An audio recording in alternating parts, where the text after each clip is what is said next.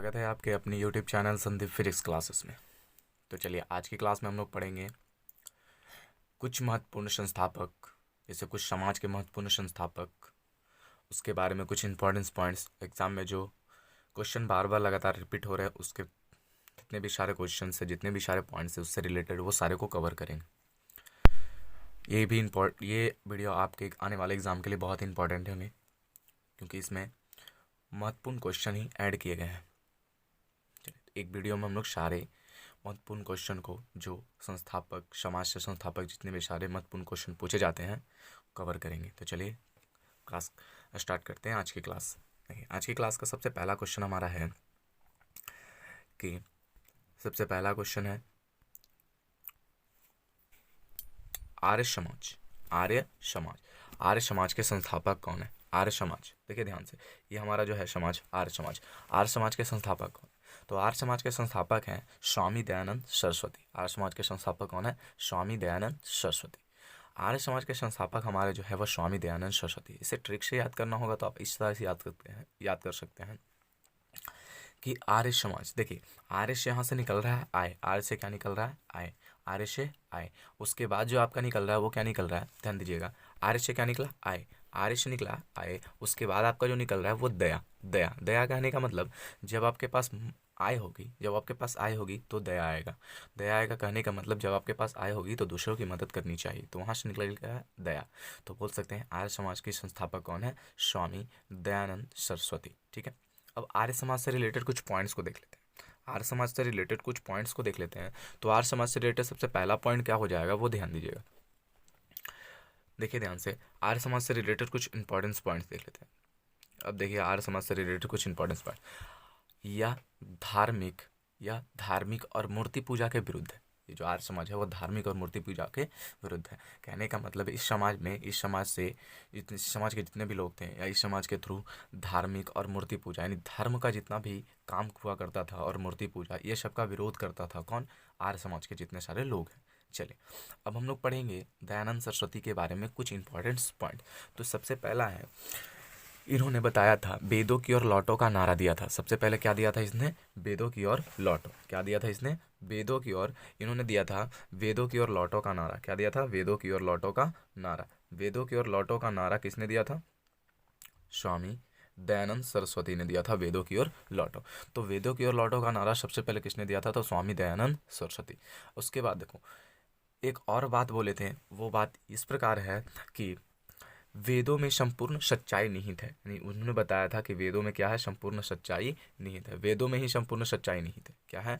वेदों में ही संपूर्ण सच्चाई निहित है। यानी ये वाला जो आपको नज़र आ रहा है बात, वो आपका सबसे ज़्यादा इंपॉर्टेंट है। यानी क्वेश्चन ऐसे भी पूछा जाता है कि वेदों में संपूर्ण सच्चाई निहित है, ये किसने कहा था? तो आप बोल सकते हैं राजा दयानंद सरस्वती जी ने कहा था, जो आर्य समाज के संस्थापक थे। तीसरा पॉइंट हमारा है वो ध्यान दीजिएगा, वो है, देखिए अगला क्वेश्चन ध्यान दीजिएगा। अगला क्वेश्चन है प्रार्थना समाज। प्रार्थना समाज के संस्थापक, तो देखिए प्रार्थना समाज के संस्थापक जो है आत्माराम पांडुरंग है। प्रार्थना समाज के संस्थापक कौन है? आत्माराम पांडुरंग है। प्रार्थना समाज के संस्थापक कौन है? आत्माराम पांडुरंग है। प्रार्थना समाज के संस्थापक आत्माराम पांडुरंग है। याद रखना है आपको, बहुत इंपॉर्टेंट है आपके आने वाले एग्जाम के थ्रू। आत्माराम पांडुरंग, ये किसका क्वेश्चन है? आर्य समाज के संस्थापक। चलिए ध्यान दीजिए, ट्रिक से याद करेंगे। प्रार्थना, प्रार्थना कहने का मतलब है हम लोग जो भी प्रार्थना करते हैं वो आत्मा से करते हैं। आत्मा पूरी सच्चाई और पूरे लगन और मेहनत से करते हैं, यानी पूरी आत्मा से करते हैं। तो यहाँ से आपका प्रार्थना से निकल जाएगा प्रार्थना, और आत्मा से निकल जाए, आत्माराम पांडुरंग से निकल जाएगा आत्मा। तो यहाँ से आप याद करने का एक ट्रिक है, प्रार्थना और आत्मा, यानी प्रार्थना जो करते हैं आत्मा से ही करते हैं। तो यहाँ से निकल जाएगा प्रार्थना से प्रार्थना समाज, और आत्मा से आत्माराम पांडुरंग। तो यहाँ से बोल सकते हैं कि प्रार्थना समाज के संस्थापक कौन है? तो आत्माराम पांडुरंग। अब आगे देखते हैं कुछ क्वेश्चन। चलिए आत्माराम पांडुरंग से रिलेटेड कुछ क्वेश्चन को देख लेते हैं। तो यह समाज, यह इस समाज के संस्थापक के सबसे बड़े योगदान थे। कहने का मतलब है कि जब ये जो हमारा समाज स्थापना हुआ था, ठीक है, ये जो हमारा समाज की स्थापना हुआ था वो इसके सबसे बड़े योगदान थे। कहने का मतलब है कि जो आत्माराम पांडुरंग जी थे वो प्रार्थना समाज की जो स्थापना हुई थी उसके सबसे बड़ा योगदान देने वाले जो व्यक्ति थे वो कौन थे? सबसे बड़े योगदान देने वाले व्यक्ति कौन थे? तो आत्माराम पांडुरंग। आत्माराम पांडुरंग जो थे सबसे बड़े योगदान देने वाले व्यक्ति थे किसमें? ये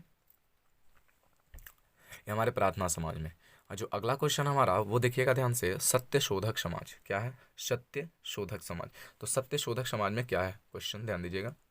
सत्य शोधक समाज की स्थापना जो हुई थी 1873 ईस्वी में हुई थी। सत्य शोधक समाज की स्थापना कब हुई थी?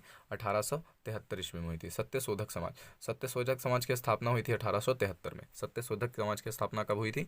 1873 में हुई थी सत्य शोधक समाज की स्थापना। चलिए अगला इसमें इंपॉर्टेंस पॉइंट है कि सत्य शोधक समाज की स्थापना किसने किया था? तो सत्य शोधक समाज की स्थापना जो किए थे वो ज्योतिबा फूले जी थे। सत्य शोधक समाज की स्थापना किसने किए थे? ज्योतिबा फूले। सत्य शोधक समाज की स्थापना ज्योतिबा फूले। इसको याद करना है तो इस प्रकार से ट्रिक से याद कर सकते हैं। सत्य की ज्योति कभी बुझती नहीं है, वो जलती रहती है। सत्य की ज्योति कभी नहीं बुझती है, वो जलती रहती है। तो इस प्रकार से हम लोग देख सकते हैं सत्य शोधक समाज की स्थापना किसने किया था? तो ज्योतिबा फूले। आगे देखते हैं सत्य शोधक समाज से कुछ इंपॉर्टेंस पॉइंट्स को देख लेते हैं। तो इसका सबसे पहला इंपॉर्टेंस पॉइंट्स है वो ध्यान दीजिएगा। इसका सबसे पहला इंपॉर्टेंस पॉइंट है इसकी स्थापना 1853 में हुई थी। इसकी स्थापना हुई थी 1853 में। इसकी स्थापना यानी सत्य शोधक समाज की स्थापना कब हुई थी? 1853 में। कौन किए थे? ज्योतिबा फूले। चलिए आगे क्वेश्चन देखते हैं। रामकृष्ण मिशन के बारे में देखेंगे। रामकृष्ण मिशन की स्थापना किसने किया था? तो रामकृष्ण मिशन से रिलेटेड हम लोग क्वेश्चन को देखते हैं। तो रामकृष्ण मिशन की स्थापना जो किए थे वो स्वामी विवेकानंद जी थे। रामकृष्ण मिशन की स्थापना किसने किया था? स्वामी विवेकानंद जी। रामकृष्ण मिशन की स्थापना किसने किया था? स्वामी विवेकानंद। अब ध्यान दीजिएगा, यहाँ से कुछ क्वेश्चन को इस प्रकार से पूछा जा सकता है कि देखो, सबसे पहले इसे याद करने का ट्रिक हम लोग देख लेते हैं कैसे हम लोग याद कर सकते हैं। राम कृष्ण कहने का मतलब राम भी एक भगवान जी थे और कृष्ण भी, तो दोनों क्या है? एक भगवान जी है। अब जहाँ पर आपको देवताओं या कह सकते हैं जहाँ पर आपको भगवान की प्राप्ति हो जाए वहाँ पर खुशी और आनंद ही आनंद छा जाएगा, है या नहीं? तो उस तरह से हम लोग याद कर सकते हैं, जहाँ पर राम और कृष्ण है वहाँ पर आनंद ही आनंद है। तो इस प्रकार से हम याद कर सकते हैं रामकृष्ण मिशन की स्थापना स्वामी विवेकानंद जी किए थे। अब देखते हैं कुछ इंपॉर्टेंस पॉइंट्स स्वामी विवेकानंद के रिलेटेड। अब ध्यान दीजिएगा, सबसे पहला इंपॉर्टेंस पॉइंट है इनका मूल नाम क्या था? किनका? स्वामी विवेकानंद का मूल नाम क्या था? तो स्वामी विवेकानंद का मूल नाम था नरेंद्र नाथ दत्त। स्वामी विवेकानंद का मूल नाम क्या था? नरेंद्र नाथ दत्त। स्वामी विवेकानंद का मूल नाम था नरेंद्र नाथ दत्त। उसके बाद अगला जो मोस्ट इंपॉर्टेंट पॉइंट्स है वो ये है कि देखिए इस प्रकार से देख सकते हैं, यह नव हिंदूवाद के सबसे बड़े या सबसे सर्वश्रेष्ठ प्रतिनिधि थे। नव हिंदूवाद के सबसे सर्वश्रेष्ठ प्रतिनिधि थे। तीसरा जो हमारा क्वेश्चन हो जाएगा, इंपॉर्टेंस पॉइंट्स हो जाएगा, कुछ इस प्रकार से हो जाएगा, ध्यान दीजिएगा। चलिए ध्यान दीजिएगा, अब यहाँ से है यह शिकागो में हुए सम्मेलन से प्रसिद्ध हुए थे। यानी यहाँ से क्वेश्चन इस प्रकार से ये भी पूछ सकता है कि यह किस सम्मेलन से प्रसिद्ध हुए थे? तो शिकागो में हुए सम्मेलन से प्रसिद्ध हुए थे। इन्होंने पुस्तक लिखी थी। देखिए कौन कौन सी पुस्तिकाएं लिखी थी उन पे कुछ चर्चा कर लेते हैं। देखिए बहुत इंपॉर्टेंट पॉइंट है, एग्जाम में बार बार पूछे जाते हैं, तो ध्यान दीजिएगा, ये आपका बहुत इंपॉर्टेंट है। देखिएगा ध्यान से, ज्ञान योग, कर्म योग, ज्ञान योग, सबसे पहला ज्ञान योग है, उसके बाद हमारा कर्म योग है, उसके बाद जो हमारा राजयोग है। ये तीन पुस्तकें किसके द्वारा लिखी गई थी? तो ये हमारे जो हैं तीन पुस्तकें लिखे गए थे, वो किनके द्वारा लिखे गए थे? ध्यान दीजिएगा, स्वामी विवेकानंद के द्वारा लिखा गया था। तीन पुस्तकें किसके द्वारा लिखा गया था? स्वामी विवेकानंद जी के द्वारा लिखा गया था। स्वामी विवेकानंद जी के द्वारा लिखा गया था तीन पुस्तकें। अब देखें ब्रह्म समाज के संस्थापक कौन थे? ब्रह्म समाज के संस्थापक कौन थे? तो ब्रह्म समाज के संस्थापक थे राजा राम मोहन राय। ब्रह्म समाज के संस्थापक कौन थे? राजा राम मोहन राय जी थे ब्रह्म समाज के संस्थापक, राजा राम मोहन राय ब्रह्म समाज के संस्थापक थे। कब हुआ था ब्रह्म समाज की स्थापना? 1828 ईस्वी में। ब्रह्म समाज की स्थापना कब हुआ था? 1828 ईस्वी में ब्रह्म समाज की स्थापना हुई थी। अब ध्यान देने वाली बात क्या है, यहाँ से हम लोग ट्रिक देख सकते हैं, बम राजा, ब्रह्म समाज से बम निकलता है, राजा राम मोहन राय से राजा निकलता है। तो ब्रह्म समाज की स्थापना किसने की थी? राजा राम मोहन राय। वहां से निकल गया बम राजा। कहने का मतलब है बम राजा, बम से मतलब ब्रह्म समाज, राजा से मतलब राजा राम मोहन। चलिए अब देख लेते हैं ब्रह्म समाज किस सिद्धांत पर आधारित है। क्वेश्चन कुछ आ जाता है इससे, ठीक है, इससे रिलेटेड को क्वेश्चन आ जाते हैं कि ब्रह्म समाज किस सिद्धांत पर आधारित है। तो एक केशववाद के सिद्धांत पे आधारित है। ब्रह्म समाज किस सिद्धांत पे आधारित है? तो एक केशववाद के सिद्धांत पे आधारित है। अब आगे देख लेते हैं इस समाज के प्रमुख कथन। इस समाज के कुछ प्रमुख कथन भी है, वो कथन कुछ इस प्रकार से हैं, ध्यान दीजिएगा। सबसे पहले ये मूर्ति पूजा का विरोध करता है। ब्रह्म समाज किसका विरोध करता है? मूर्ति पूजा का। किसका विरोध करता है भाई? मूर्ति पूजा का विरोध करता है। उसके बाद इसने पुरोहित के वर्णों को स्वीकार, यानी पुरोहित वर्ण के जो लोग थे उसे अस्वीकार कर दिया था। किस समाज ने? ब्रह्म समाज ने। ब्रह्म समाज ने पुरोहित वर्ग के लोग जितने भी थे उसको अस्वीकार कर दिए थे। अगला क्वेश्चन है राजा राम मोहन राय से रिलेटेड, देख लेते हैं। सबसे पहला क्वेश्चन है राजा राम मोहन राय से रिलेटेड, ध्यान दीजिएगा।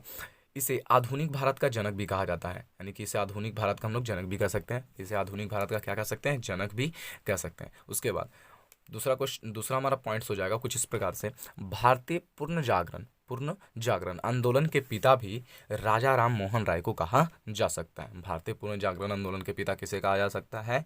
राजा राम मोहन राय को भी कहा जा सकता है। चलिए अगला पॉइंट्स हम लोग देख लेते हैं। 19वीं सदी में भारत में सामाजिक सुधार आंदोलन के अग्रगामी कौन थे? राजा राम मोहन राय जी थे। 19वीं सदी में जो हमारा क्या हुआ था, सामाजिक सुधार आंदोलन हुआ था, उसके अग्रगामी कौन थे? राजा राम मोहन राय थे। उसके बाद ध्यान दीजिएगा, इसके बाद रामचंद्र विदागिश थे, यानी कि रामचंद्र जो है विदावगिश जो थे, इसके बाद जो आए थे, यानी कि जो भी हमारे संस्थापक थे, जैसे मान लेते हैं ये हमारा जो संस्थापक है राजा राम मोहन राय जी से, वो किसके संस्थापक थे? ब्रह्म समाज के संस्थापक। इसके बाद जो आए थे वो कौन थे? इसके बाद जो आने वाले व्यक्ति थे उनका नाम था राजचंद्र विद्यावगिश। राजचंद्र विद्यावगिश जो थे वो राजा राम मोहन राय जी के बाद में आए थे। राजचंद्र विद्यावगिश, देखिए ध्यान से हाईलाइट कर दे रहे इसे भी, राजचंद्र विद्यावगिश। राजचंद्र विद्यावगिश जो थे वो किनके बाद आए थे? राजा राम मोहन राय के बाद आए थे। चलिए अगला क्वेश्चन हम लोग देख लेते हैं। तो अगला क्वेश्चन ध्यान दीजिएगा, इनके द्वारा सती प्रथा का उन्मूलन किया गया था। किसके द्वारा? राजा राम मोहन राय जी के द्वारा एक और काम किया गया था जो बहुत इंपॉर्टेंट है आपके एग्जाम के लिए, सती प्रथा का उन्मूलन। ठीक है, चलिए ये हो गया हमारा। आगे देखते हैं। तूफल उल मोहब्बुद्दीन के लेखक भी राजा राम मोहन राय ही थे। तूफल उल मोहब्बुद्दीन के लेखक भी कौन थे? राजा राम मोहन राय थे। इन्हीं पुस्तक लिखी थी जिसका नाम था तूफल उल मोहब्बुद्दीन। ये किसने लिखा था? राजा राम मोहन राय। चलिए इन्होंने और कुछ काम किए थे, उनके बारे में भी देख लेते हैं कुछ पॉइंट्स को। इनका अगला पॉइंट्स है, इन्होंने कोलकाता में आत्मीय समाज की स्थापना की थी। इसने क्या किया था? कोलकाता में क्या किया था? आत्मीय समाज की स्थापना की थी। इसने कोलकाता में आत्मीय समाज की स्थापना की थी। इन्होंने कोलकाता में किस समाज की स्थापना की थी? आत्मीय समाज की स्थापना की थी। और अगला कुछ पॉइंट्स, अब कब हुआ था ये संस्थापना? कोलकाता में जो आत्मीय समाज की स्थापना हुई थी, आत्मीय सभा की स्थापना जो हुई थी वो कब हुई थी? 1815 ईस्वी में। 1815 ईस्वी में इसने कोलकाता में आत्मीय समाज की आत्मीय सभा का गठन किया था। अब आगे देखते हैं। इसे धर्म सुधारक भी कहा जाता है। किनको? राजा राम मोहन राय जी को धर्म सुधारक भी कहा जाता है, जिनकी मृत्यु भारत में हुई थी। ये पहला धर्म सुधारक है जिनकी मृत्यु भारत में हुई थी। ठीक है, ये पहले धर्म सुधारक थे जिनकी मृत्यु क्या थी? भारत में हुई थी। अब आगे देखते हैं।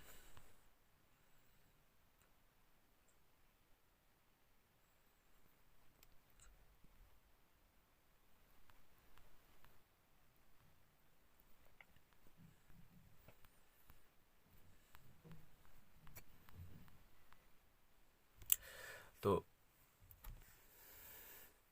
अब आगे हम लोग देख लेते हैं क्या होगा। जैसे इसको कुछ एक साथ करके देख लेते हैं, जितने भी हम लोग अभी संस्थापक, जितने भी समाज के हम लोग संस्थापक देखें, कुछ एक साथ हम लोग इसको देख लेंगे। उसके बाद ये वीडियो लगातार आपको अच्छा लगा हो तो आप लाइक शेयर और कमेंट करिए। आपके लिए इस तरह का वीडियो बनता रहेगा और मेहनत करिए। मेहनत ही सफलता की सबसे बड़ी कुंजी है। तो चलिए फिर से मिलते हैं आपको अगले वीडियो, अगले टॉपिक और नए टॉपिक के साथ। तब तक के लिए धन्यवाद।